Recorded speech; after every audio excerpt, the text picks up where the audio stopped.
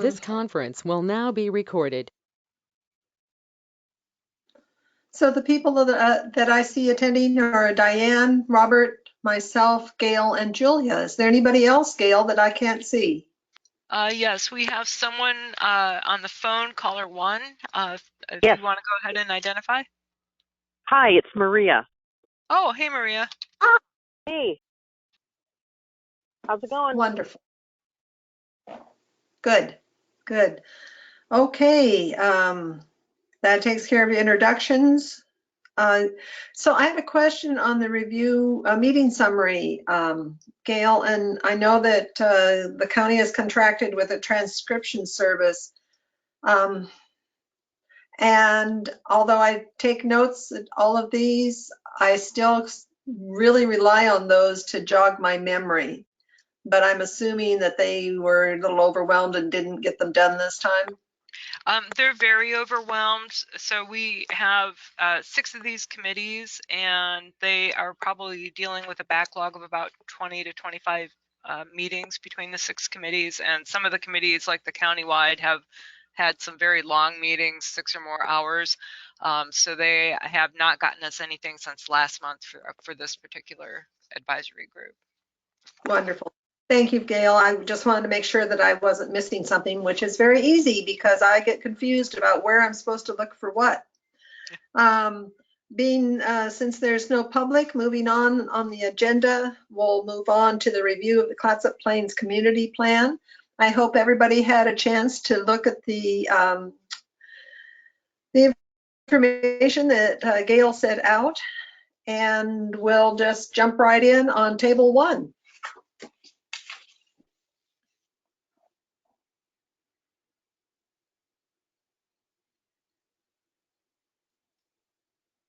Gail, is it there you go. Thank you so much. Yeah. So from our last meeting, there were 3 policies that we did not get to. Can we back up just 1 second? Yeah. I had my mic muted and I wasn't able to jump in. Can we back up 1 second, Mary? Yes, of course. At the bottom of the community plan, there was action items, review the community plan, and the question was asked, is the landscape unit-based plan relevant or should it be organized differently? And I'm wondering about the answer to that question because the landscape plan seems to kind of string things together that may not actually address the land use issues that we're facing on Clatsop Plains. That just that language limits the linkages between the north and south plains, and maybe there aren't any, but I don't know how thoroughly the county has investigated whether or not that's the appropriate designation for these areas by landscape. Gail, if that's a consensus that that's the way it should be done. Yeah, so at our last meeting, we did just for a very brief few seconds touch on this. And I know that Robert was pretty, I'll use the word adamant, that this was still relevant because what the land or what the geography is dictates what you can do with the land, basically. I was at that meeting, but my brain was really fogged because I not only don't remember that conversation, but it looked like a completely new question when I looked at it. So I apologize for not being present when I was there last month, and I'll try to be better present this month. And that is a perfectly fine explanation. I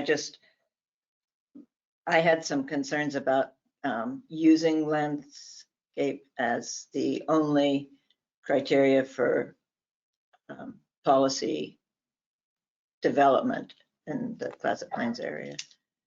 So what additional criteria do you think we should be looking at, Diane?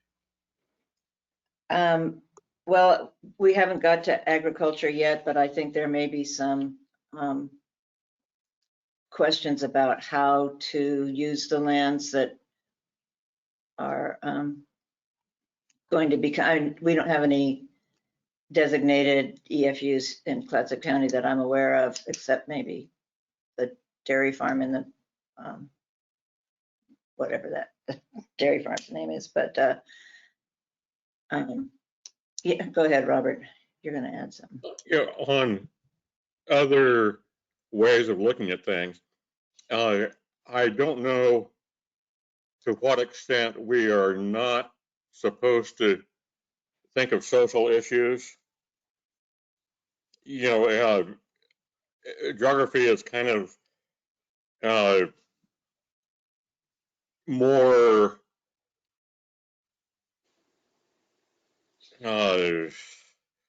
physical than social, and I think there probably are a lot of potential social considerations related to land use. You know, and this is going to be an interesting thing as we kind of draw out our leadership on what their concerns are about our leeward drift. So I certainly don't think anybody much is going to fuss about our using physical, measurable, identifiable issues for land use planning. I expect a little squawk if anything that was within 5,000 miles of social justice came to play in our thinking, period. Yeah, it's not just the social, although that's left out of the landscape criteria, but it's that for then each of the other areas to be addressed, the cultural heritage, the history, the scenic, for each of those, then does each of the landscape areas have to address each of those policy, each of those in a policy development sense, or is it just language is always difficult for me, but I think we're just lumping in a way that doesn't take into consideration each of the issues that we're also looking at. I don't mean A to plan that can take us 20, 30 years into the future. You know, I think the Clatsop Plans Community Plan was doing awfully well for how long ago it was, and also using double speak. You know, of the importance of protecting limited resources, but not imposing on God-given development rights. You know, and that, agriculture is really lousy here, but well, some people might like it. You know, it's a funny, lots of language that, yeah, they're scenic views, but they don't amount to much. It's just Sunset Beach. You know, so it's. I think you're correct, Diane, in watching the lingo, and not a lot has changed. I think it's important for us to go through all this, but it reminds me of, you know, Warrington. You know, both are number one. Perpetual growth and protecting the environment. You know, and that's still at essence. Elk be damned. Yeah. Anyway, period. I'm looking forward to our review because I think it's amazing to see the language of. Yeah, well, we can just move on and it'll take care of itself probably as we Yep. As we move along. Well, I did have one other ahead. question on the. Oh, I'm sorry. No, go ahead, I Diane. had one other question. Sorry, I had one other question on the summary of the community plan, and that was down on that page and up a little bit to ordinance 1403. And where it says incorporate new policies developed during the North Clatsop Plains sub-area. I'm wondering when they say incorporate new policies, what the date of that policy development was. Because when it describes the plan included a series of policy actions intended to maximize the compatibility of future land uses and activities with Camp Rylea's operations. I'm not seeing where that's happened. That was purely the Camp Rylea study that we're talking about here. Yeah, but so when was that done? What's the date of the new policies developed around compatibility with Camp Rylea? I believe it was adopted in July or August of 2014. That's why it has the 14 in front of it.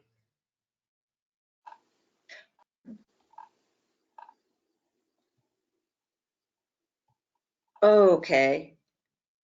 2014, okay. So because they had a lot of information before 2014 that the Camp Rylea was already not compatible with the, at least the residential land uses of Clatsop Plains. And I don't know what the new policies that were developed addressed, because they don't seem to have addressed any of the concerns of the local residents who at a Since We're Neighbors, Let's Be Friends meeting all addressed their concerns about Camp Rylea, all of them. And when the report came out, there wasn't any mention of the concerns of the local residents in the report. So I feel like there was talk about a whitewash. I feel like there was a significant whitewash to develop policies intended to maximize compatibility of the interactions with Camp Rylea and the local residents, because this area is a residential area. It's not ag, it's not forest, it's not anything, it's just residential. And Camp Rylea's activities are not compatible with residential life.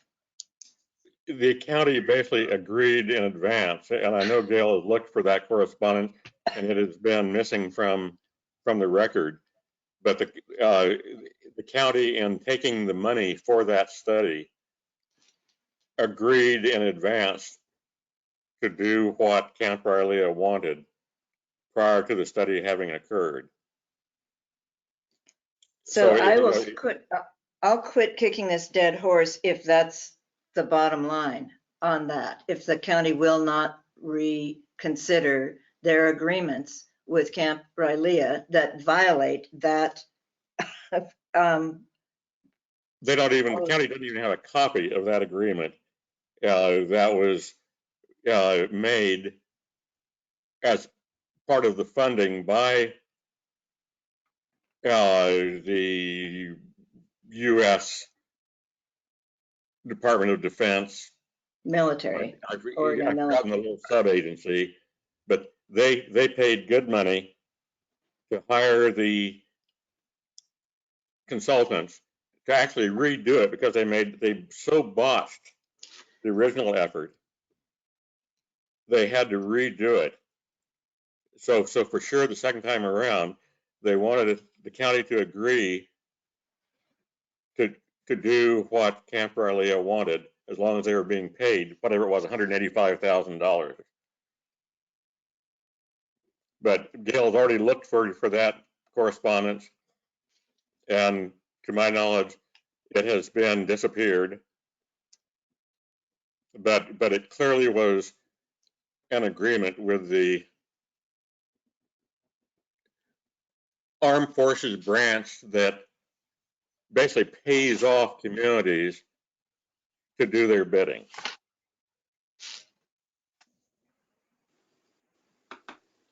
We can move on. Mm-hmm. Okay.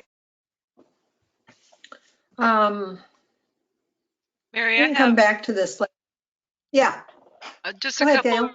responses for Diane's comments. The first set of comments related to, I guess, the more social issues.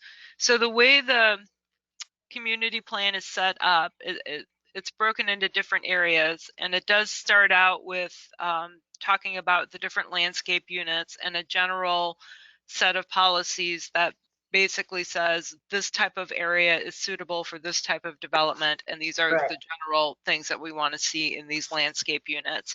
But then the plan goes into further detail based on the different goals in the main comprehensive plan. So there are opportunities here to address housing issues, to address the Okay. scenic sites specific to the Clatsop Plains area. And then with regard to your second question, Robert is correct. I've been trying to locate a copy of this agreement. I personally have not found one. Doesn't mean that somewhere in the county someone doesn't have a copy stuck somewhere in a file cabinet, but I personally haven't found one. But if you'll go back to last month's packet, all the policies that were updated by Ordinance 1403 are noted in Table 1. And there was July 23rd, 2014 when the ordinance was adopted. And so that will tell you the policies that were added as part of that Okay, ordinance. thank you. That I wondered where to look at that. Thank you. Yep. Thank you, Gail. So moving on to Table 1, Rural Agricultural Lands Policy.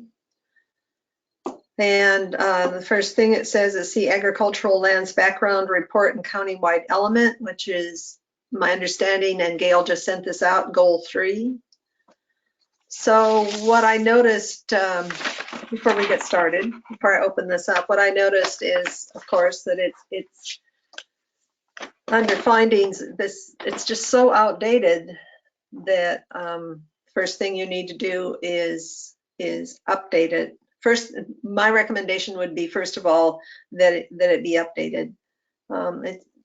The average farm size in Clatsop County as of 74 is 122 acres. Well, that's a long time ago. So I wonder what the average farm size is now. And it just goes on and on using statistics that are so outdated that they're meaningless. But so it would be interesting to have those updated. And then moving on to policies, the one that I noticed was policy 3, where it says the county shall encourage the consolidation of EFU land into large efficient farm units. And I don't know exactly what that means. I think you do, and I think it's old thinking, from back 40 years ago, when we were realizing we no longer had 400 dairies in the county, and the idea that bigness is the only solution. So I think it's a whole mindset that does not go along with Mary's frontal cortex. So my recommendation then on policy 3 is that policy be perhaps deleted. What do you think? Open for discussion. Can we get it up on the screen here? I'm trying to pull down. Let's see. And this is, yeah, goal 3, county agricultural lands. Is it on the screen that we see, or is it? No. I'll pull it up in just a minute. Thank you.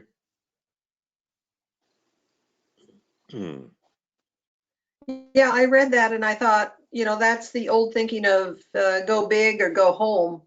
And that is no longer the case, and particularly in Clatsop County, where granted our climate is not conducive to the type of farming, as not conducive to agri farming or agribusiness, the big farms, mega farms. Thank you. Good job. But we are conducive to smaller, like truck farms. Right. It doesn't address, that whole goal 3 doesn't address future farming opportunities on Clatsop Plains either, like artichokes or bulbs or psilocybin mushrooms, or places that don't require that hot sunshine and are perfectly suited to small, more designer kind of agricultural endeavors, which are completely discounted by the whole of goal 3 from start to stop. So yeah, I would throw that whole thing out and start over. And plus there isn't any, it doesn't address Clatsop Plains agricultural opportunities whatsoever. In that. So Gail, on this document, I'm on page 2. It says page 2 on the bottom.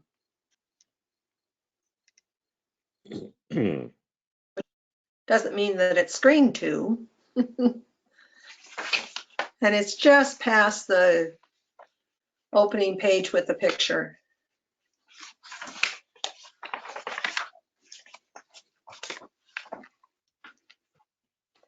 Yeah, so I don't see a policy 3 there, Mary, that talks about combining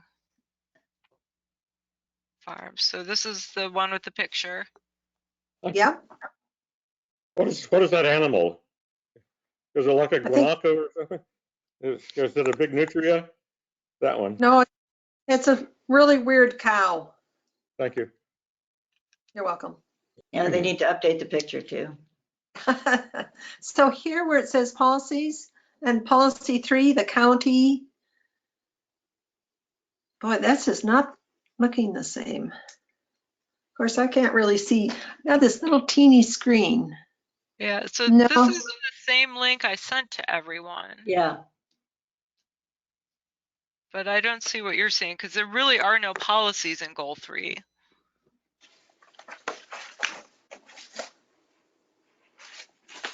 This may be from when we, well, it's difficult when we're not on the same document. So please go back to the picture with the weird cow.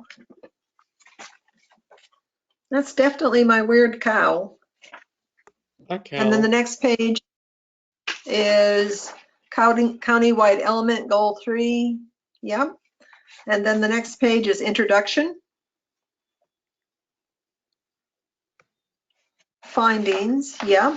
And then the next page is, that's a scary page. The elk. No, they've been taken care of.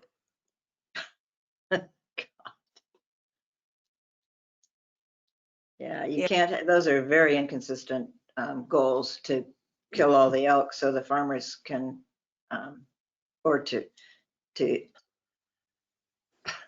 manage elk by revising hunting laws and reducing the elk population in Clatsop County overall. And so this is my frustration, is that I'm never on the same page.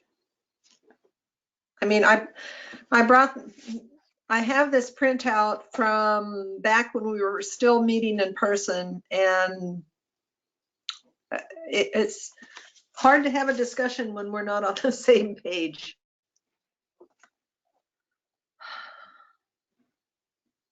So if you could go up one page or back one page. Keep going back. Yeah, my document is totally different. So it's rather irrelevant. Okay, but I think So for the rest what you're actually trying to get at is that we want to look at a policy in our new policies moving forward that basically says we want to encourage the small lot farms or the small acreage farms. Yes. That's really what you want, even if we can't find the Yes. exact wording that you triggered it. Right. Okay. And it, to my mind, it doesn't really necessarily mean chop up parcels, but provide a way for little people to farm. without further hindrancing the land units. You know, it's not entirely about lawfully created parcels, but somehow we do want to be supportive of strange people who enjoy the rural, the pastoral life, even if they don't want to be doing it. Okay. Well, I guess going back to where we were on table 1, where staff comments and recommended changes are if no rural agricultural policies specific to Clatsop Plains are to be provided, delete this section. And I think there are some specific Yeah, me too. activities on Clatsop Plains and the potential for specific agricultural activities on Clatsop Plains that are perhaps not common to the rest of the county. And when you said, Robert, I think you said there are no farms currently on Clatsop Plains other than, what was it that you said? Well, there were a couple. There's, the Tag Ranch and this one right here that are, about the only 2 EFU. So what is right here? Hmm? What is right here? I'm familiar with the Tag Ranch, but just clarify for me where, what right here, I mean, donation land claim number 43, which shows up on the assessor's map as separate parcels, but not ones that have been lawfully created. The Strickland Farms. And so on. And what do they produce? That's a good question. And that gets into another issue of, gee, does there has to be a certain economic sales to exist? Because that was kind of the old idea before the 80s. Or are you happy that, eggs and daffodils and happy muskrats? Okay, because I think that currently activities that I see going on at Clatsop Plains are cranberries, sheep, cattle, flowers, and the potential for others, because I know that there are small farms that are probably less than 10 acres that are supplying the local markets, the local restaurants.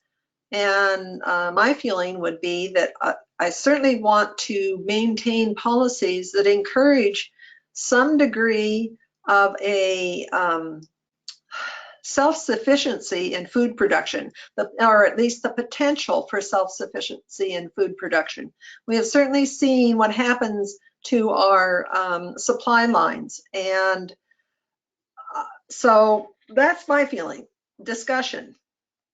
And part of the trick is not getting hung on the non-economical aspects. Exactly. That, if you have to have over $20,000 income cash to be considered real, fat chance. When you see the sheep, there's some weird rationale behind those sheep being there that has nothing to do with raising wool. It just makes sure that you have your agricultural activity happening. The Goal 3 uses the wrong metric to assess whether or not Clatsop County is a viable agricultural county throughout the whole Goal 3. So what metric would you use? With that.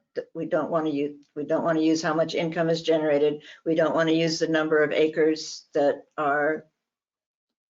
qualify as viable farming. We don't want to use the weather or the quality of the soil, because each agricultural adventure requires a different weather and soil. So all of Goal 3 specifications are counter to the small farm, the sustenance farm, the Strickland farm, the Smith Lake farms, you know, which all need encouragement and perhaps protection.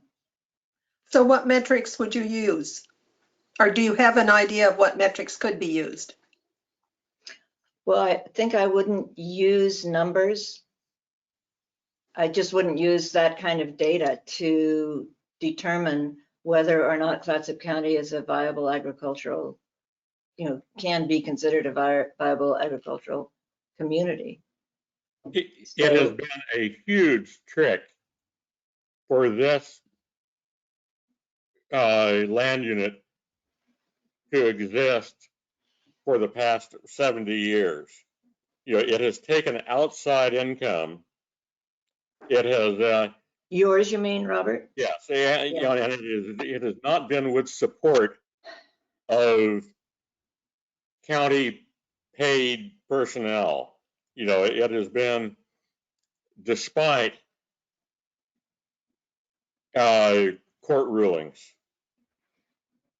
Right. You know, in other words, there is a, it has been held to try, and it has taken a whole lot of work to keep this place intact instead of chopped up. Like right now, there are rumors of people who think they're doing a subdivision on this very property. You know, anyone who looks at the assessor's map sees that it's in two parts. No one looks at the Luba ruling of Strickland, Clatsop, Luba to see that those maps do not relate to land use planning. You know, so if someone goes out there this past weekend with their heavy equipment, clearing land, who rumor has it thinks they have bought this property. You know, so Julia knows because she has little pencil notes on old maps that beware of how maps of this land unit appears. And I'm not trying to throw a zinger, but yes, it's important that we protect it. It's no easy task because there are plenty of people who want to do another Reed Ranch right here on the north half of this land, and we're out there preparing killing fields, you know, in this weekend. You know, yes, Diane. Mary, to answer your question about what metric, I don't think we need a metric. I think we need a recommendation to support smaller sustenance farms, to support future agricultural opportunities, to without putting any of the kinds of what I see now somewhat ridiculous numbers to it, in order to basically say don't bother because we're not, you know, we're not an agricultural community, which was my reading of goal 3 overall. Was just, what's the point? We're not that kind of community. So I think encouraging and looking to the future would be the metrics. Encouragement for small sustainable farms and farming, and encouraging future agricultural endeavors with whatever resources are available to the county. And not try to put limits on, or not try to put this many acres constitutes this kind of a farm, or this soil is poor or good or fair, when it really depends on what you're trying to grow, whether the soil is appropriate for. Bulbs grow really well in the sandy soil, and so do artichokes. I've got a great little artichoke farm in my backyard. So, you know. So Gail, the only thing that I see in your notes, thank you so much for doing this. When you have examples of farm uses, I would say current examples of farm uses because that's currently what is going on. Those are farm uses, whether they're designated as such on any map. That is what is happening there. There are a lot of chickens making lots of eggs for locally produced eggs. They don't amount to much economically. You don't necessarily come out ahead, but you have plenty of no-kill flocks of that add to the character of the area. So Robert, and so if you would, Gail, add egg production on there, are you aware of any meat chicken farms? Or if anybody is producing meat chickens? Not on Clatsop Plains. Yeah, I wasn't either. But these are things that are going on right now that are agricultural and specifically to Clatsop Plains. And our charge here is, if no rural agricultural policies specific to Clatsop Plains are to be provided, delete the section. And I think that our discussion here has shown that there are agricultural activities going on Clatsop Plains, and we need to keep these. But Gail, my question here is, what else do we need to do here? Do we need to verbalize some policies? Certainly, if you have specific policy thoughts in your head, yeah, verbalize them. Otherwise, we've also got table 2 as well. We know that we want to encourage small acreage farms, so we put that on there. That might be just a policy in itself. And then I have another thought to kind of wrap around. In that old typewritten story, it's very dismissive of this as being any place suitable for deer. In other words, it's very clearly, this is not wildlife habitat. The state has determined it's not. The worried land developers determined it wasn't. Paul C. hated elk. He gets quoted. And that division between wildlife habitat and agriculture is kind of unfortunate, because the tone is that wildlife is destructive of agriculture, and where I sit, it's part of the happy harmony, that the bounding deer and the herds of elk are all part of the magnificent richness of this green growing place. As to whether you slice it in two and say, if it relates to animals meant to be slaughtered, I mean, for joy rather than for whatever, I'm not trying to rant. I think there is a separation here that shouldn't exist. That we have a beautiful area that tourists sure as hell like to see. Not everyone wants to be involved in it, but they'd be disappointed if it all turned into non-existent, turned into subdivision.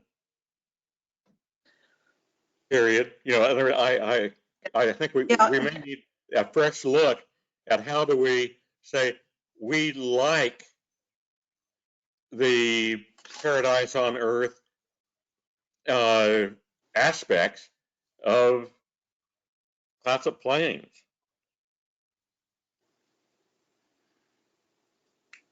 Yeah, I think that we may have some differences there, Robert, but right now I'm just looking at agricultural. We may come to that later. So Mary, yeah, I just want to maybe clarify a few things. So looking at goal 3, which is obviously over the 40-year mark now, and the report's over the 40-year mark, I think a lot of that was based on the fact that goal 3 looks specifically at lands that are going to be zoned EFU. And it doesn't necessarily Hmm. account for the rural agriculture zones where you could do some of these small scale farming activities, but it was looking more at that resource zone that the state was out to protect. So, and I don't think the state had an eye on the small farms. It was looking at the big, vast acreages of farmland that had higher class soils, type 1 or type 2, which may not be present in the Clatsop Plains, which is why a lot of that land didn't get designated as EFU. The other thing is some of those income requirements are out of state statute. They deal mainly with income levels needed to be able to just build a home on a piece of EFU land and as part of your farming activity, so you can be a farmer who lives on the land. We have to remember the state is and was very restrictive and protective of their farmland, and so they set the bar very high. One thing that we've been working on in the office here that one of our planners, Ian, has been working on is someone out on the east side of the county who wants to build a house on EFU land, and it's a 4-acre piece of land. And their argument is that 4 acres is not economically viable. But in the course of his research, what he determined is that, and Julia probably knows more details than I do, but basically, I think it's for the tax exemption that the income level that's required is $650 a year. So, which is pretty minimal. I mean, I think you could probably sell $650 worth of eggs or daffodils or whatever during the course of a year to qualify for that. So, Julia, I don't know if you want to add anything. I'm pretty sure I bungled something in that description, but. No, I mean, I think you described it fine. Ian, through his work, has been in contact with OSU Extension Office and got some information on a variety of different agricultural activities that occur. And again, this is out in the East County area, more down. It's not in Brownsmead, but it's in an area with type 2 soils. So really, really good soils. And so anyway, the information he got had to do everything from cut flowers to Christmas trees. And the applicant is saying that no more than about 2 acres of the property could be farmed or used for agricultural purposes. But that bar is so low, $650, and it isn't even per acre, it's $650 in total. So yeah, the cut flowers alone would produce it annually, according to the OSU Extension person. Julia, is that, I saw some reference in the old material that this is up to the county to decide the income issue. I'm sorry, there's a truck going past, Robert. I didn't hear you well. Say that again. I think I read in the present materials, even though they may be 40 years old, that it's a county option as to what the income issue is.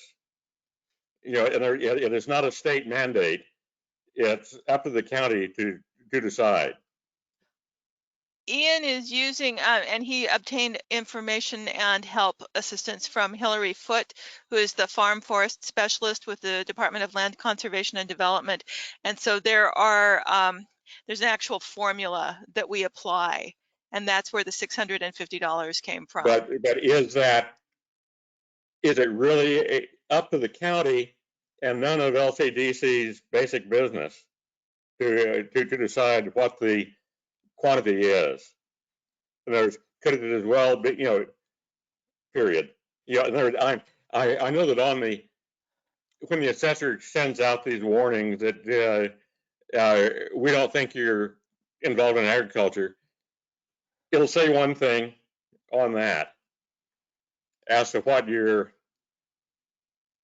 but in the material that we're looking at today, somewhere buried in there, I think it was saying that it's county option as to what the level is. Okay, so you're talking, I think, about what the assessor's requirements are, and they are different. Okay. Well, I'm saying two things. I'm saying that in this material that we have before us today, I think it says in there that this issue of income requirement is up to the county. And I don't know how to do a search, but I would have read it there in the last 24 hours that it's a county option as to what the income level is. It doesn't have anything to do with a formula that the LCDC helps devise for us. Well, it's not something they helped devise for us. It was something that they explained to Ian, to us about how to use it. And it's So we it's don't not have to use it. it's not something that I'm aware of being optional. Okay. Well, so somewhere in the written text material in front of us, and if I spot it, I will tell you, but I don't want to get sidetracked looking for it. But it made it clear that it was county optional. Okay. Up to the county to decide. I would like to see that, but this is material that's how old? I have it on in my computer today. It may be 40 years old. Okay, so I'm Yeah, thinking that it's might what be we're out of dealing date. with right now. You know, when you bother to read that 1980s garbage, it says, hey, it's not up to the state, it's up to the county to decide what the income level is. Okay, I don't think that that's the current language. I don't know Okay. if you heard that. I can barely hear you. That was a vehicle going past. It was a small car, no less. So I'm not If I sure spot what it, you're looking I'll at. let you know. Yeah, I'm not sure what you're looking at, Robert. I do know that what we've been sorting through are Oregon revised statutes that have to do with how we're supposed to calculate. And so what we use here apparently is this $650 threshold on 6 acres or less. And I'm sure I'm looking at the comprehensive plan, Clatsop Plains element. Okay. And if you find it, I would be really interested in seeing it. Thank you. You bet.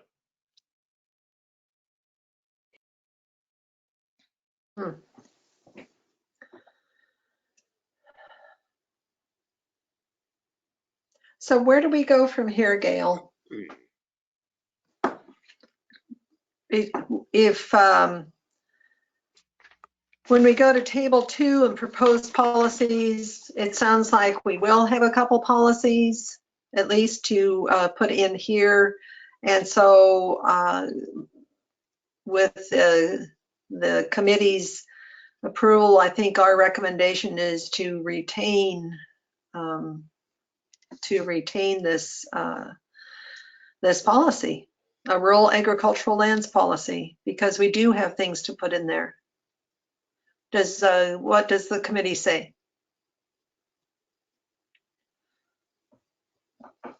So Well, we don't actually have a policy. So under what's called the Rural Agricultural Lands Policy, the actual text says see basically goal 3.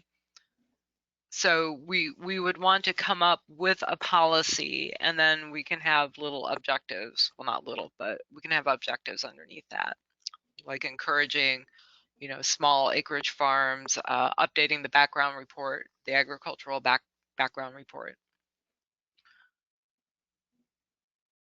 okay.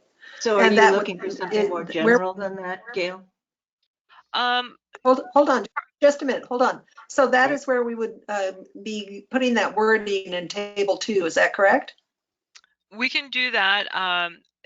What I'm understanding from the discussion is, I think what I'm hearing is that there are ongoing small agricultural enterprises happening in the Clatsop Plains right now, and that the committee is recommending that the county find ways to support and encourage those smaller farm uses.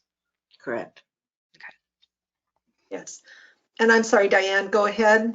I was just asking Gail if she was looking for a more generalized policy to then make the activities underneath the actions underneath the policy work, like updating the background report and encouraging and blah, blah, blah.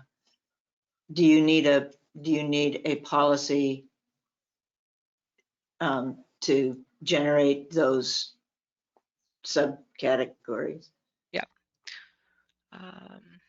So that's what we need to develop, is a policy from which to recommend those subcategories. Is that right? Correct. Absolutely correct. Okay. All right. So because there isn't a policy, there isn't an existing policy, and goal 3 basically says Clatsop County isn't suitable to agriculture. We're not going to look at what's the text of goal 3 in order to inform our policy development for Clatsop Plains agricultural development. Is that right?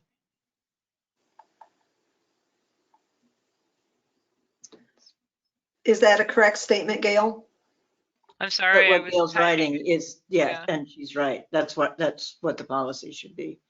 Small scale agricultural activities. Yes.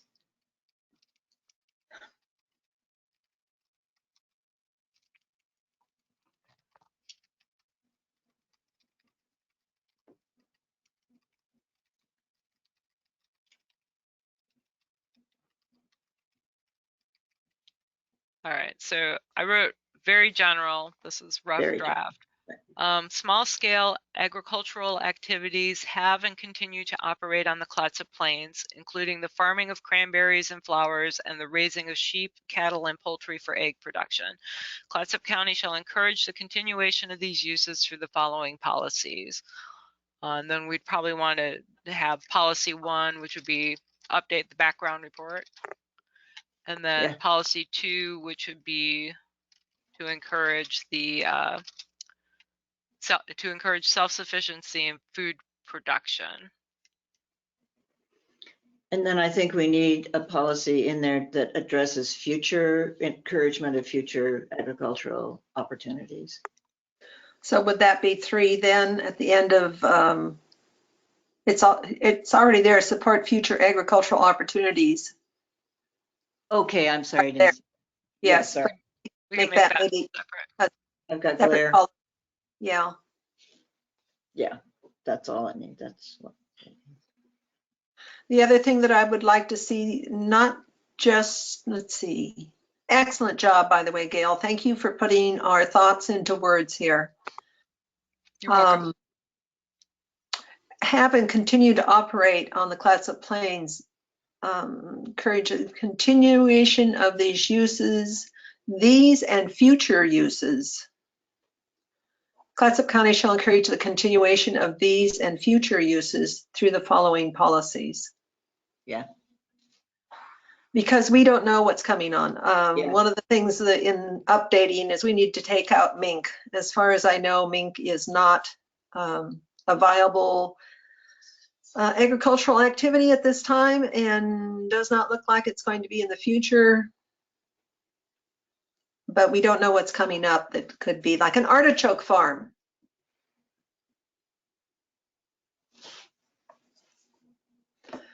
So any other policies that you want to add into this?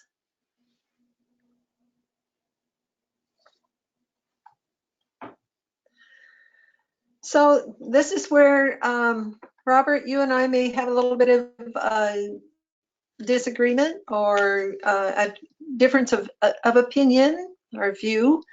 And so I'm really interested to hear your take on this as well as everybody else's, and that is in regards to elk and other, doesn't have to be elk, it can be deer, it can be rabbits. But let's just stick with the elk because I'm a simple thinker and I can concentrate on one thing at a time. What do you think about a policy? Well, I don't know. Tell me what you think about this. I'll state the problem and then give me your thoughts. And the problem is that elk, for instance, are a financial consideration in operating an agricultural activity, because if you're trying to graze cattle, they are sheep, they break down fences, and there goes your product. And the deer go into the gardens and eat all the plants. So do you think there should be something that some way that the county can encourage people who want to farm to protect their enterprise? I know one farmer that did get grants to put up 8-foot tall fencing around their produce gardens. They are commercial farmers. But I'm thinking county-wise, is there something that we should do to encourage or to just acknowledge that there's a problem, and that perhaps we could provide some resources for those small farmers I see in the future? So I'm open to your thoughts. Mary, my short thought, kind of goes back to why the Elk Solutions team came to be, and it was because the golfing greens in Gearhart had an elk problem that could easily have been solved by putting a fence around their own property. But they saw it as, this is a state problem. It's not our problem. We want others to take care of it. Anytime we have a garden patch, we know we need a little electric fence around it. Elizabeth just stretched 600 feet of electric fence, and it's at a level where yes, the elk can jump over it, but we don't consider we consider the elk an asset, positive. We're happy for them to be in there, same pasture as the horses. But I think it's something where we don't want a silent spring, where we want to eliminate the deer and the elk. And Diane, help me here. Well, I think one thing that we haven't discussed and should have always been part of the county's consideration is habitat destruction and habitat removal for development. I mean, we didn't have an elk problem until we mowed down the county's property on the east side of Highway 101 to put in many versions of factory stores. And that was all elk habitat. So I think it should factor into any permitting process that the county does, what habitat is being destroyed. Same thing for coyotes and for other wildlife that no longer have a place to go. My backyard is full of elk when Camp Rylea is blowing up the beach because they have no place safe to hang out except my backyard. We already kill about 3,000 per year, is my understanding. And that's enough. God. And the fences work. The fences are fine. And so, those 8-foot fences are good elk prevention. So if landowners need some physical support, there might be some granting from the county, but mostly they should just put up fences and I agree with Robert. I consider, if elk are going to be considered in the agricultural policy development, they can be considered as an asset. They belong here. I agree that they belong here, and I enjoy seeing them in my fields. However, I must have heard a very clumsy elk, because my fences for the horses are 3 feet high and they still break them down. And they break my tapes. And so, yeah, they're very clumsy elk, I guess, because 3 feet isn't high enough. They should be more. What's that? Yeah, I don't think a 3-foot fence is going to keep anything out. I'm not trying to keep the elk out. That's my whole point. Oh, you mean Is- you want them in there, but they crash your fences. I'm sorry, I missed what you were, yeah, They should Yeah. be able to leap right over. Yeah. yeah. Yeah. I mean, I specifically along the road, I've created an elk passage, a low spot in my permanent fencing so that the elk can pass through. But they're clumsy elk. And actually, I'm getting backwards on this, on what I'm getting at, because we're looking at it from the elk's point of view, which, I love the elk and I think that they should be here and so on and so forth. But looking at it from an agricultural standpoint, do we want any policies in the Clatsop Plains Community Plan that acknowledges that farmers will probably have to put up some kind of fencing, and how do we support them in that regard? That is my question. I've always tried to plant enough for everybody, so when I plant fruit trees, I look forward to the crunchy munchy sound of elk in the dark. I look forward to seeing the Sasquatch footprint under the apple tree, which is actually the hind foot of a brown bear or black bear. Anyway, I just that you need to grow enough for everybody. On the document that we were discussing earlier, page 3, the goal 3, where it says the State Wildlife Commission shall be officially requested to resolve the existing adverse impact on agricultural lands associated with elk. Julia, or Gail, do you know if there has been any State Wildlife Commission support for elk mitigation in Clatsop County, or if there even is still a State Wildlife Commission? I think they'll give local landowners the right to go kill them. That's my least favorite solution. But the question is, does the State Wildlife Commission support any of those measures, like paying for and installing fencing? Yeah, I don't know off the top of my head, Diane. I want to say that at least in the state, especially in the eastern part of the state, I'm pretty sure that's still accurate. I'm not sure how accurate it is here in the county, and I can find out, but I don't know off the top of my head. Because that might go a long way.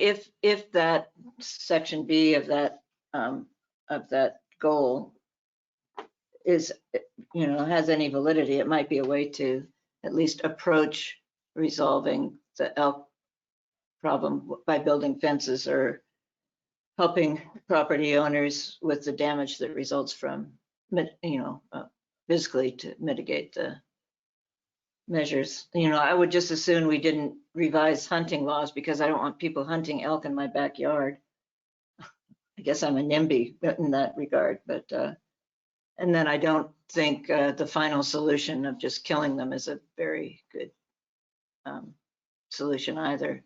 But I do think the last 2, 3, and 4 are good strategies. If there is a wildlife commission that has any funding for mitigation of elk damage. So staying on topic here with our task, is there anything that we want to put in the Clatsop Plains Community Plan that deals with the elk? Be good deer elk. And it doesn't have, I mean, you mentioned coyotes can be an issue if you have a poultry farm. Again, I don't know, the elk are just more visible. I don't have anything more on this. But I am glad that all part of the richness. We have the coyotes howling at night, and my first concern are the fawns. But it's just we live out here, and nature's 40 acres. Yeah, yeah, I support the coyotes because they eat the mice, and that's really good for me because I'm a NIMBY, I guess, too. Anything else on adding more policies to the rural agricultural lands policy for the Clatsop Plains that we've just created? If not, I'll go ahead and move on to conservation, other resources policy. Open space, see open space, scenic historic areas. Yeah, so the conservation other resources policy basically references several different goals. It references goals, goal 5, goal 8, 16, 17, and 18. And basically says go to those goals to see any policies that might be applicable. And so that covers a lot of different resources and inventories and territory, so to speak. So are there areas specific to Clatsop Plains that we would like to see policies developed specifically for the area that we're charged with updating the plan? You know, so That I aren't addressed don't in the know if it's policy. I don't know if it's the Clatsop Plains element or what, but somewhere it makes it very clear that as far as scenic views, it doesn't, our Sunset Beach just doesn't hold a candle to other places. It's just not worth talking about. And I think that it would be nice to have a shift of attitude, but that clearly is in the existing language. And again, Julia, I don't have my finger on it. I'm trying to look down fast, but the Clatsop Plains element is just full of dismissive attitude about our natural resources, and including scenic views. So what I'm hearing, or I'm sorry, was that a question for Julia? No. Okay, so what I'm hearing is that what we would like to see happen, what this committee recommends, is that it be acknowledged that there are scenic views on the Clatsop Plains. And would it be helpful if we came up with a list, or do we want to be definitive that way, or just the general acknowledgement that there are scenic views? Because I think that this is important, because I know in the past, when there was a view of wetlands, it was when I was growing up, that was ugly. That was something to be drained and filled and turned into pasture or productive land, quote, productive land. And now I look at it and I see all the beauty. So what is a scenic view is not a set definition. I gave Gail over a year ago, emailed a bunch of photographs that were digitized that were taken back when the scenic byway process was underway, which was carefully, we will not designate, we will not use the scenic beauty to stop development along Clatsop Plains. And there was a real fear of that. And so there is one, and there may have been 37 of these stupid things, and she may have had the sense not to bother, but this was similar, and it was straight on down to the Falcon Cove of this set of photographs. So Robert, you're saying there's And can easily give, I was trying to give too many. I was trying to give, Yeah. So Diane, you were talking. There's specific language that says we're not going to protect those views over the development of the properties that they lie within. Is that what you're saying? Is that what you're saying? Is the existent policy? I'm saying when the scenic byway, when Highway 101 was made a scenic byway, Yeah, we've had that this was a key conversation. issue that, gee, if we let this happen, this is not going to stop our real estate development along 101. So I guess what we, our area of responsibility is Clatsop Plains. And so,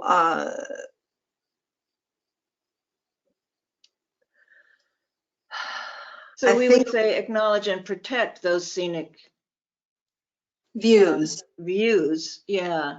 yes. Just protect in what you already put. And then if that is in conflict with some further or previous statement, or it wasn't a policy, Robert, right? It was that it was just a reaction to having a scenic byway. I don't know how it all got legalized, but it was to the satisfaction of the real estate developers that turning US 101 into a federal scenic byway was not going to stop them putting a subdivision on Clatsop Plains. And what was the document that statement was located in? Was that whatever was connected to our agreeing to the 101 becoming a scenic byway? You know, in other words, the county certainly had to agree to it. To sign off on it? So to come back to where what Gail has typed here, perhaps we could say acknowledge that there are scenic views on Clatsop Plains, because again, we're on the Clatsop Plains community plan. And can we give a couple of examples that says such as? I will pull up some photos and tell you, but just off the top of my head, the East Fork of Neocoxie Creek, adjacent to 101. Okay, is there one other? There would be the north end of Sunset Lake. You know, that basically Joe Backerson made sure got sold to the country club.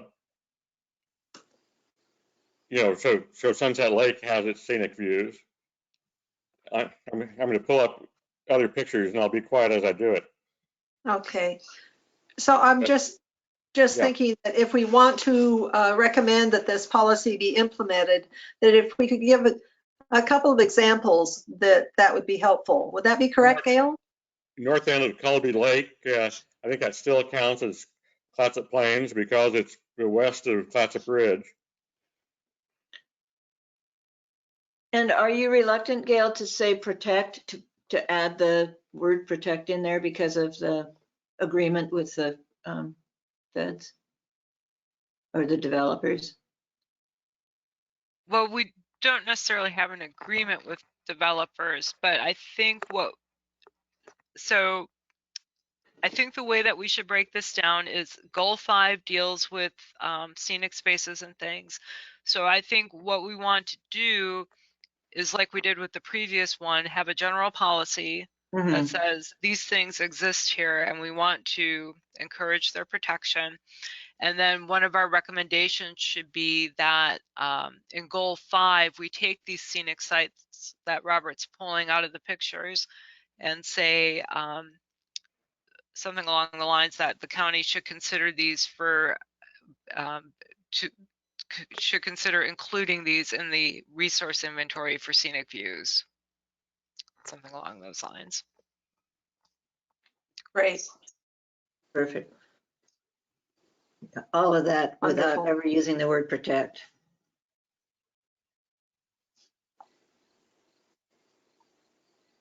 We have parameters we have to work in, so I'm trying to navigate, trying to get what I know. I don't know how you do your job. put it in a, Yeah, you got, yeah. Yeah, You got the thank language. you. So what about historic areas on Clatsop Plains or in our area, in our designation? I mean, anything that you want to add to this, recreational needs? I would expect Don to jump in and suggest including the Clatsop Chinook historic sites in the whatever that was you just said, Clatsop counties. I am here Not using- listening. This is Don. Hi, Dawn. I'm listening carefully. I'm going to be jumping in fairly soon when we get to Natural Resources Policy 1. Why don't we go ahead and go there now? Well, I think Gail is still. I'm sorry. I'm not paying a good enough attention. I'm sorry, Gail. it's okay. I'm kind of typing and listening. So let me finish this and we'll read this and then we can talk some more. Mhm.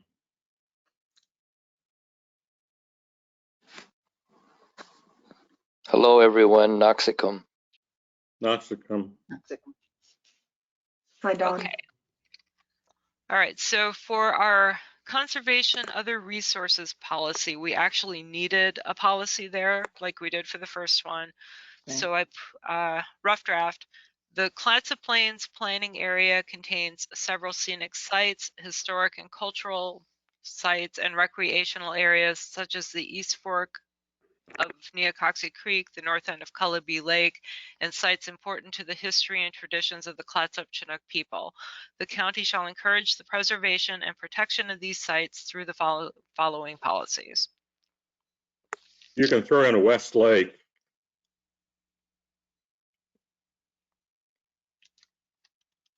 In front of. What? Is it 2 words or one? One. It Two is words. named after Josiah West. So it's 2 words. Got it. Yes, West Lake. He was an ancestor of Paul C., who disliked the elk.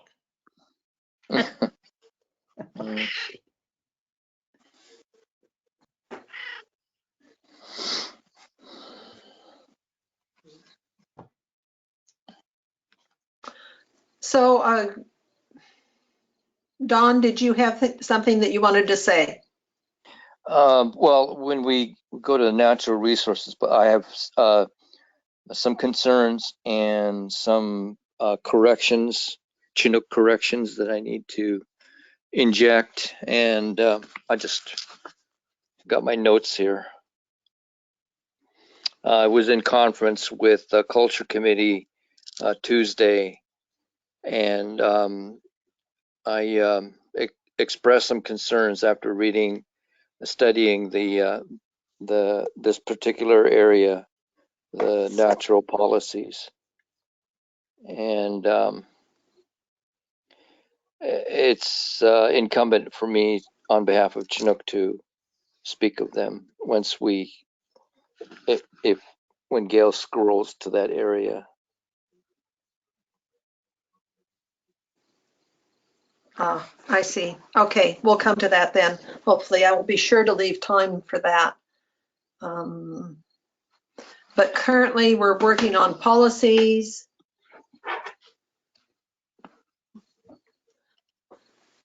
Through the following policies. So, any words you guys want to say about how we want to do this? Our wording that we want to recommend.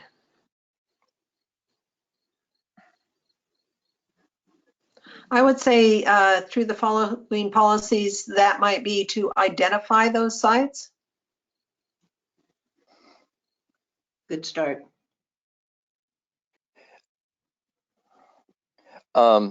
Thank you, Diane, for including Chinook people. There is a concern about identifying. I know they're in the 40-year-old wording. A couple of areas that identified as burial grounds for Chinook ancestors within Clatsop Plains. I don't know if we need to expose them or not. And when I read the background on this area, it said that those sites were protected by confidentiality because they were afraid of predation and looting. So Yeah. the actual location doesn't need to be in a policy, just that they're protected by the county's plan should be in the policy. Yeah. Well, one of them that was written was an area adjacent to the Ocean View Cemetery site. And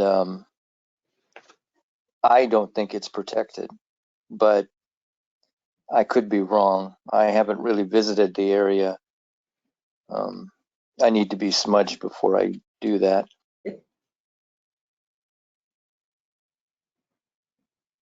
Apparently, there was a combination of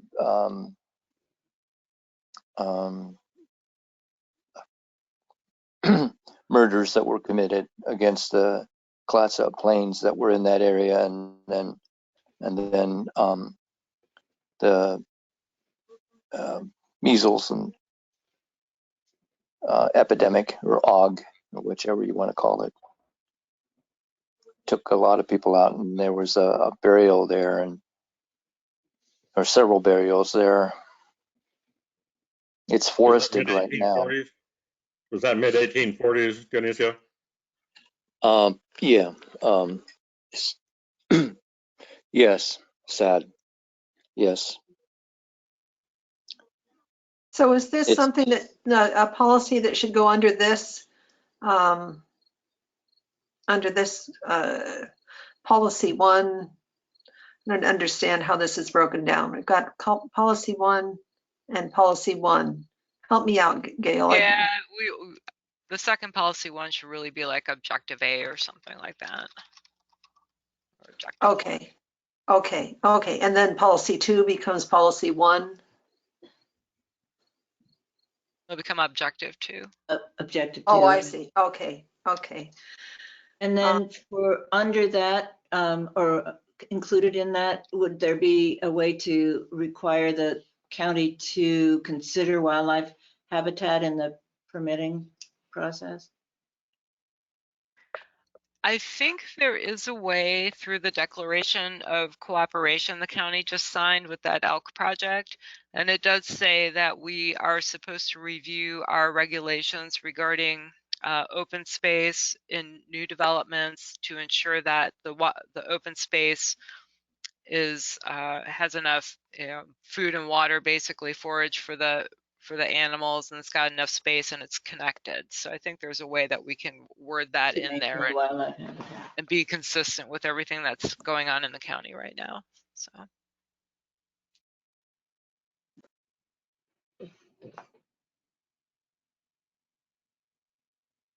That connectivity is an important piece.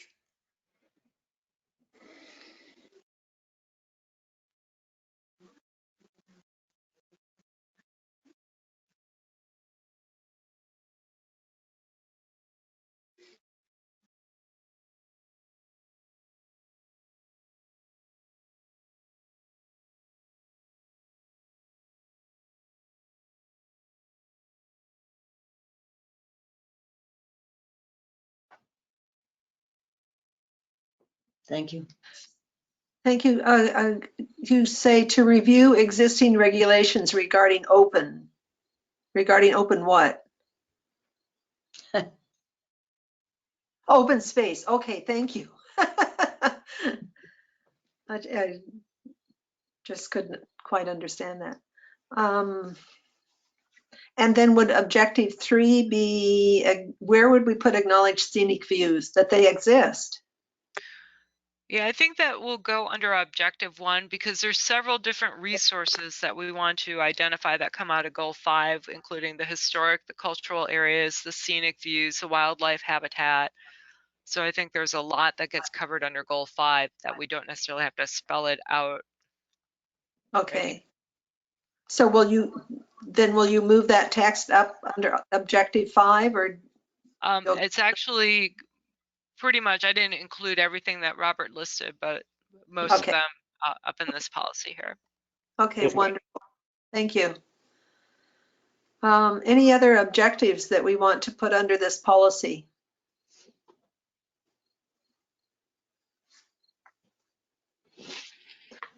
So, hearing none, let's go ahead and close that one for right now and move on to natural policies because I want to give Don an opportunity since he has something he wants to bring up. Thank It's all you. yours, Thank Don. you. Anyway, last time I added Tansy Estuary to this a recommendation, and I emailed Gail. I don't know if you got that email, Gail, about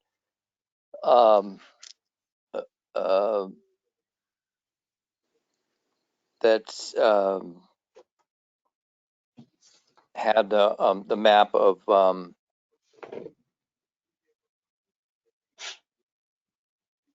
didn't get one with a map, Don. This was the oh, email that I got from you. you're right, and but it suggested to check out this map of the Lower Columbia River, and what I said there was, oh yeah, you have it there on screen. And I just want to stick by that. I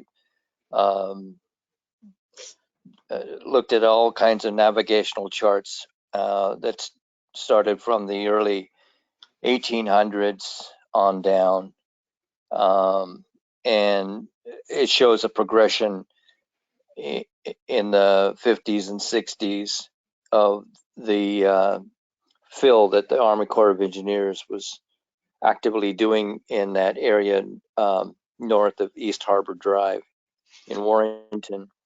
And it's all basically what it has done by the development of the Skipping Waterway. This channel is separated the Tansy water area from the Youngs Bay area. It's created its own unique estuary. And in doing so, the vegetation has flourished pretty much around, and our people have seen the progress of the eelgrass still being viable there, even though there is a threat of Spartina just on the other side of the Skipping waterway. We hope that that'll be addressed. I don't know what agency is going to do that. I haven't really researched that part, but in any event, our concern is to make sure that the shorelines are all protected in that U-shaped estuary that's been created by the development of the Skipping waterway and the Nygaard development of the Tansy Point, actual Tansy Point area. But we want to make sure that the Tansy / Alder Creek drainage is pretty much protected, and all that shoreline. There is the only concern we had was there's obviously the Warrenton sewage lagoon, I believe, empties also into that estuary area, and we're hoping that that is treated. I don't know. I don't know the status of how that operation goes. But other than that, having any kind of development there would be detrimental to the ecology that's been progressively taking hold, and definitely would impact the bird life that sustains that area, as well as the last natural area nearest the river where the elk will congregate at low water. We have historical pictures of elk at low water where they're standing on sandbars adjacent to the dolphins that mark the channel of the Columbia, and know that they need that area. So any kind of commercial or industrial development would automatically destroy what we have there in place. So I have to speak hard for the Tansy estuary and call it what it really is, because of the creation of the Skipanon waterway, preventing Young's River Bay from helping with the flushing of the Tansy area. So anyway, and also, I don't know if when we talk about historical area, the Indian village, the Clatsop Chinook Indian village that once was at Point Adams, was named Nia Kiluk. And interestingly, I found on the 40-year-old document a map, page 52 of 204 pages, that Nia Kiluk is a village site in the Four Dunes, now occupied by Fort Stevens State Park. And I asked for clarification from Culture Committee on that, and what they're probably saying is that the transference of the name Neakiluk from the site went to that site because this site that's northeast of Battery Russell, this Indian site was a refuge from the destruction of the original site at Hammond. In the 1820s, the Hudson's Bay people from Vancouver sent a contingent down to expressly kill all male adults and all male juveniles as a retaliatory thing. Had to do with a dispute over resources claimed by the Hudson's Bay people illegally. And anyway, so those survivors have moved the name to that historical site. There is a plaque that is on I think it's an 18-hole disc golf course that the state parks is installed northeast of Battery Russell, towards the Four Dunes. And the plaque is not actually on the village site. It just acknowledges that the historical site is just east of the Four Dunes and in a straight line with the city of Hammond. I'm assuming that that's going to be protected because it's within the state park. But my concern is that the regulations say something, or the policies say something, portions of Fort Stevens State Park will be protected. And what portions those are is of concern to us as far as this particular Indian village.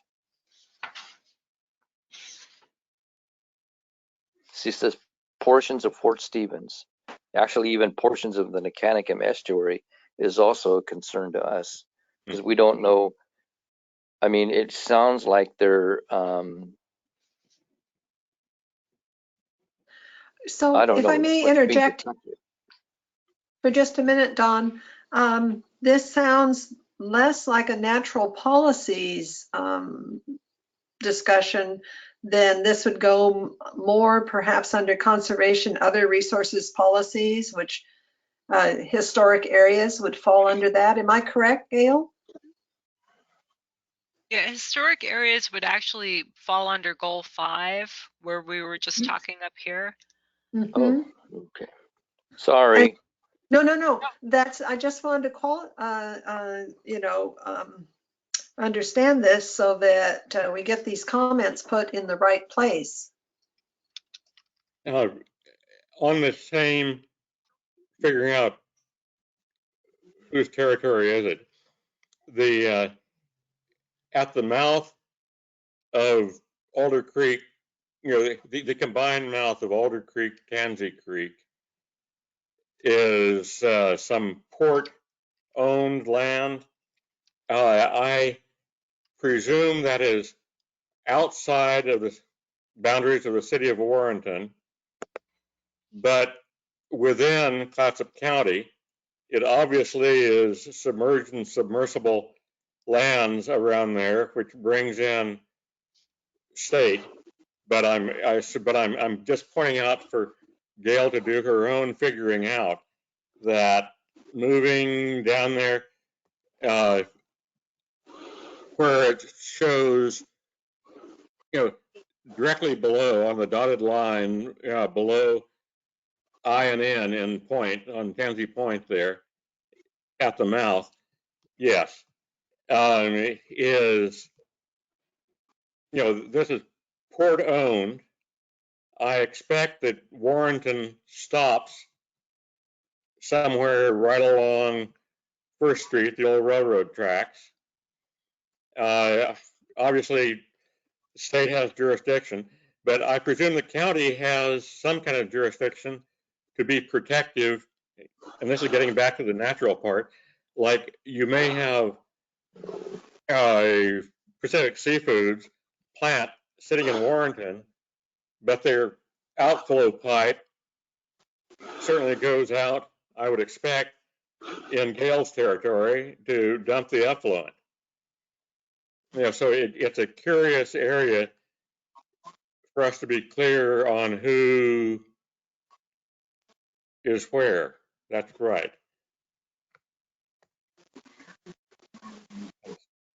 So right there, I'm talking about, right, is this skipping on there? That's skipping on. So I'm talking about over, not Fort Stevens. Where is around 13th Street? Where is the county?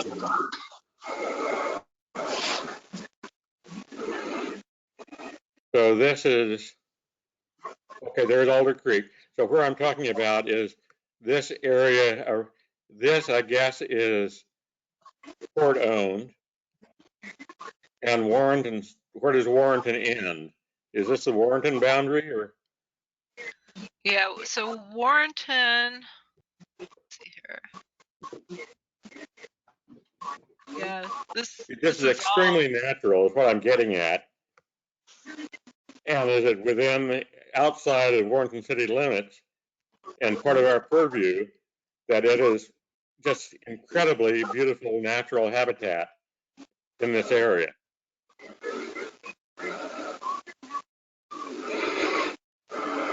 I think though that is outside of our jurisdiction. This pink red stuff is you're right where. Yeah, so this is all Warrenton's jurisdiction. Even outside the 101, or I mean outside of Main Street. Okay. Right. So Warrenton goes clear out into the river. Yes, it does. So does Astoria. And the county goes way beyond that.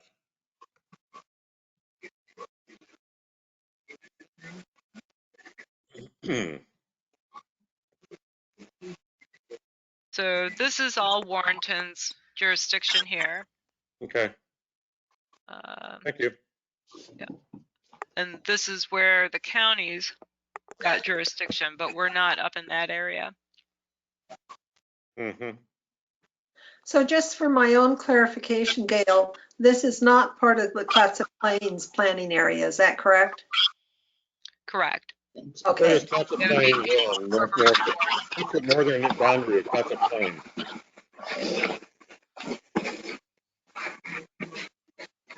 Columbia River?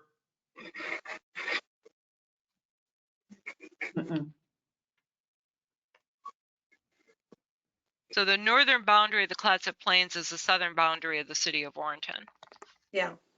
Nevertheless, this is an opportunity that Dawn is taking to view concerns for the Chinook Nation, Clatsop Chinook Nation. So is that appropriate, or should he be talking somewhere else, or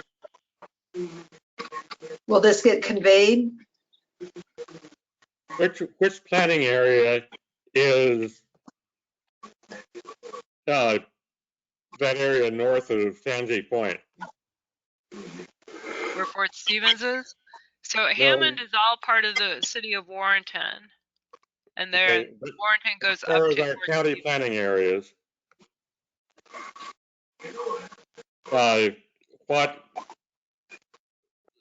what is this area? What planning area is this? City of Warrenton. When you say this, are you talking about Fort Stevens? No, I'm talking about beyond the mouth of the Skippadon over out the mouth of Alder Creek, Tansy Creek, but beyond the city of Warrenton. Is this county, but is it just not a planning area? No, it's not. And I think, Julia, you might remember, but I think in my readings, they at one point had designated a 7th planning area and an 8th planning area that included that river area, but then didn't include it. Yes. Yeah, it's the Columbia River estuary, and they did not designate a planning area for it. Okay, so this this committee would be the place to bring up these issues. So I just wanted to clarify that in my own mind. Thank you. Anything else, Dawn? No, that just for historical references, the name Clatsop is actually people who pounded salmon, or the location of people who pounded salmon to make for pemmican. So it just I just wanted to say that just as an educational thing for people to realize that this area was considered, I mean, the salmon resource area for the Pacific Northwest at one time. And Wow. the honor goes to the people that pounded salmon, which means Clatsop. Thank you. That's interesting to know. Anything else on natural policies?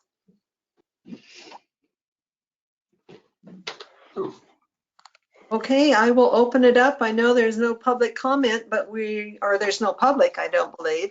So I'm opening it up now to any sort of an open discussion on anything that you want to bring up. Would we like to kind of expand our territory to include that part of the lower Columbia estuary that is not adjacent to whatever the next planning area upriver is? Again, since it's kind of abandoned territory, maybe we can be the first ones to plant a flag. That would be a question for Gail. I would certainly be in support of that. However, very different concerns in that area as opposed to Clatsop Plains. And I'm willing to include that, recognizing that, we're talking about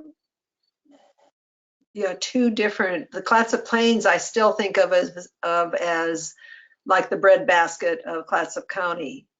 And north by Warrenton and Hammond, those are different issues. So that's my only caveat. The coastal estuarine issues at least draw us together. Okay. On Robert's last issue, maybe if I include this bit of historical fact, it might change the color of our concerns. That for generations and generations and generations of indigenous, Desdemona sands that you know now in the Columbia River at low water has always been a usual and accustomed place for harvesting the salmon salmonid species by all the tribes of the Chinook Nation. And it, until the time that a vessel named Desdemona was shipwrecked on those sands, it has always been and always will be called Clatsop Sands. Okay. So Gail, Just is it appropriate if we bring up issues here in this region, this area, the Warrenton Hammond area? Is it appropriate? We have been doing it, and I think it seems appropriate, but I don't want to be whistling in the wind here. Well, the areas that are actually within the incorporated boundaries of Warrenton, we don't have any jurisdiction over. So, and what I understand Robert to be saying is that there are areas in the river, and I would also add Fort Stevens, since it's already mentioned in your community plan, that Fort Stevens would definitely make sense to include. I can see the argument for claiming, you can't see my hand touching my screen, but claiming this portion as part of the Clatsop Plains, but then it may make more sense to make that entire stretch of the Columbia River along our entire northern county boundary just as its own planning area, because that would make their issues more cohesive and give them a more unified and holistic planning area, rather than chopping the river into sections. That's just my 2 cents. But Fort Stevens, I think, definitely should probably be in the Clatsop Plains planning area because it's already mentioned in your plan. I'd be happy to give anything upriver of Smith Point to East County. And we keep the Youngs Bay estuary oceanward as part of the greater Clatsop Plains. So a procedural question, Gail, in terms of I hear what you're saying, Robert. I agree that Fort Stevens should be included in the Clatsop Plains committee. But I think that Gail made a lot of sense in that the issues that will arise would be better perhaps served by the formation of a new planning committee regarding the Columbia River. So my first question to you, Gail, is how do we include Fort Stevens, at least, into the Clatsop Plains community plan? Do we just add it and how set are these boundaries? Do we have to do something official? That's a good question. I would imagine there's probably some sort of official change we would want to make sure that we recognize Fort Stevens as officially being included in the Clatsop Plains planning area. We can go back actually, and it may just even be a mapping error where our current GIS hasn't picked it up. So we could check that as well. But The isn't idea it of part of Warren? indigenizing and decolonizing, kind of re-envisioning this whole area as a key region of the Clatsop Chinook people, with certainly Youngs Bay, Youngs River Falls, this whole region, it is a coherent planning area. If you look at it from Dionisio's ancestral roots.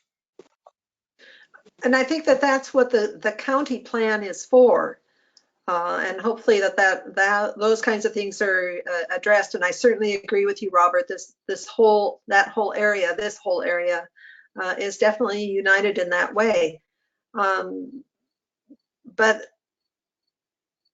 our task currently is to deal with the Clatsop Plains only, and hopefully we'll include Fort Stevens with that.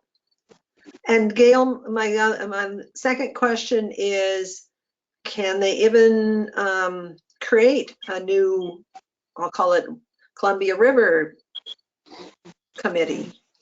Absolutely. Yep, the board Okay. could do that. Yep. Okay.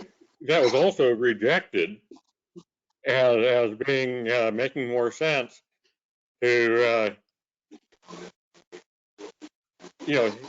not have such an ephemeral, esoteric area, but period. That's why there was none, and yet it may make more sense that it's a natural part of our bioregion. Happy to stop at the Washington boundary, but basically it's Clatsop County Lower River bioregion that was kind of nabbed from the Clatsop Chinook, rather crudely. Thank you, Robert. Thank you, Mary. Mm-hmm. Yeah, you're welcome, Don. So the issue that I see here is, and correct me if I'm wrong, Gail or Julia, that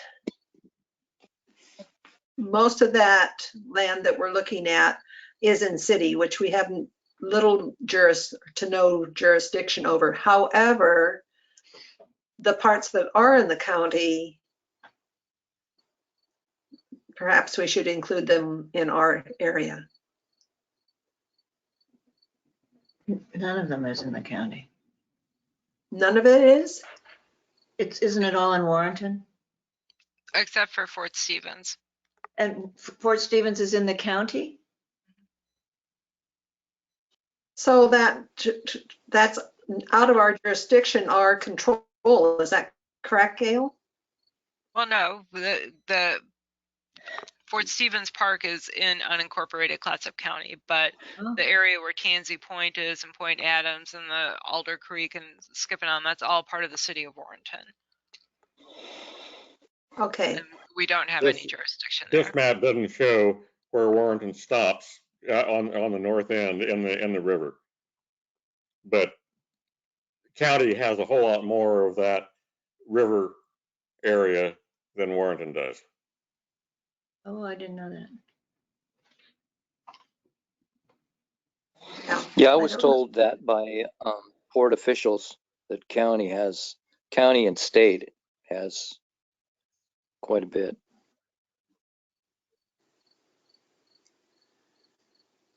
So the colored areas here on the map, that's where the city of Warrenton has jurisdiction.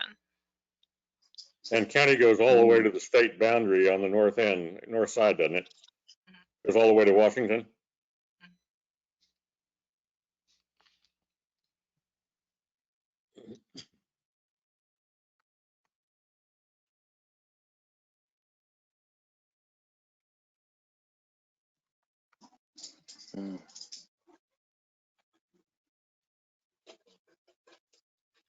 So this would be the county's jurisdiction here. I mean, a lot of this is just The light water. blue. The The light blue. Yeah, Mhm. it doesn't. What is zoned? AC2 aquatic conservation.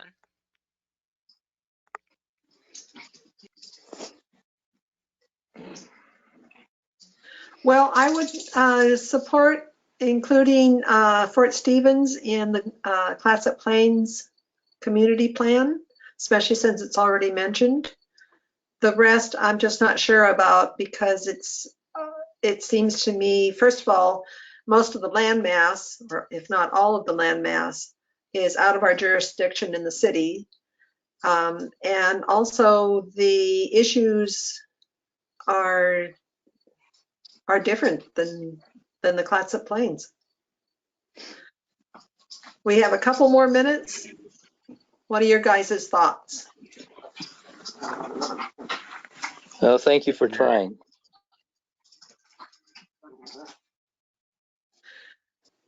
Okay, that being said, Dawn, I still would like to hear what you have to say on any parts. I'm just, my only concern here is I want to make sure that it doesn't get lost. And so I want you to be, have access to the appropriate channels for appropriate action. And I'm not sure that we're it, but I still want you to continue, and I value all of your input. So I hope you understand. There was an elder who was at some point classed as a head man, not necessarily a chief, and the lake is named after him, Cullaby. And we know that a portion of his village site was east of the Carnahan, I think that's how it's pronounced, park, where an old, now no longer existing Boy Scout camp was erected. And I think it's still there. is it? I was told that it was taken down, but or no longer in operation. But that was part of their of Cullaby's people's area, because they were using it as a resource area for harvesting the fish, the salmon that was coming up the Skippernewan River into Cullaby Lake, and then bound for the south side of the lake's tributaries. Our concern, it would be any logging or industrial development east of that area, and of that old Boy Scout camp area, and then the watershed of Cullaby Lake. Any proposed development of housing or industrial development in that area, simply because we envision in the future, I may not be standing when that happens, but the winds of great fortune could come our way, our people's way, into seeing Chinook coho and chum salmon being reintroduced that were exterminated from the Cullaby Lake Skippernewan drainage, to add to the greatly needed salmonid resources for this area. Dionisio, come walk with me sometime, and I will take you around from Carnahan Park around the north end, which is my property, to the county-owned land that was leased to the Boy Scouts. Oh, it's leased. Anytime that they gave a nice long lease to the Scouts, but anytime you want, let's gut up and we'll go for a walk around to where you're talking about. Through So open real space quick, recreation. So Robert, maybe you could contact Dawn later with arranging these details because we actually are out of time. And real quick, I just want to ask Gail, is that site designated as a historic site? No. The Boy Scout camp or the Scout camp? Yeah. No. Okay. Okay, might be It's something not. we want to talk about later. Ooh. Oh, okay, well, we are out of time. Any last comments? Thank you. Yeah. Thank Thank you. you very you, much for everybody. allowing me. Yep. And thank you, everyone. I just want to give a brief kind of overview of what we've got. We've got 3 meetings left. So our next meeting, we'll be bringing a very rough draft of the revised community plan to the group to start reviewing. And we do want to also start focusing and thinking about if there's any additional issues and policies that aren't already in the plan, the community plan, that we want to put in there. So those will be the 2 things we'll focus on next month. And our next meeting is going to be October 14th at 2 p.m. and it'll still be virtual. So Okay, Okay, bye. Thank you. everyone. thank you, Bye. everyone. Thank you. Thanks, Bye-bye. everyone. Thank Bye you. now.